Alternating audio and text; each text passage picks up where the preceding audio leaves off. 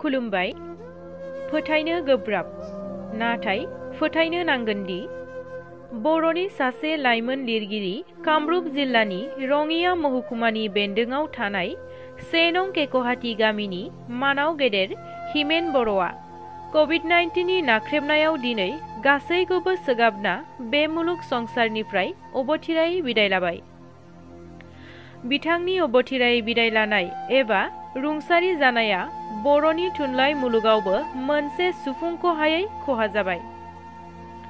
बिथाङा गांसे जिउनि लोगो मुंनि बेसेन गोसा बिजाब बर'आव राव सोलायदोंमोन, जाय बिजाबा फरायगिरिफोरनिफ्राय अनसायनाय मोनदोंमोन।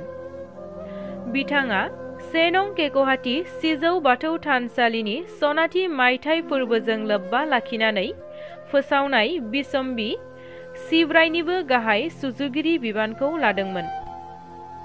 बिथांनि गाहाय सुजुगिरि बिबान लानायावनो सिब्रायखौ बोसोरफ्रोमबो फोसावनो थांखि लादोंमोन आरो जायगानि गागि लाइमोनफोरनि गेजेराव थुनलाइ सोरजिनायनि दोहौ लाबोनो नाजादोंमोन। बिथां हिमेन बर'आ बोसोरारि खन्थाइ लाइसि खन्थाइ बिबारनिबो बोसोनगिरिमोन। बिथाङा खन्थाइ बिबार हानजानो माखासे बोसोन होदोंमोन। बिथां हिमेन बर'नि जिउमाया सोरगोफुरियाव आलो गोजोनै थाबाय थाथों, बेनि थाखाय अबंलावरिनि खाथियाव खन्थाइ बिबार हानजानिफ्राय आरज गाबहरबाय। गोजोन्थों।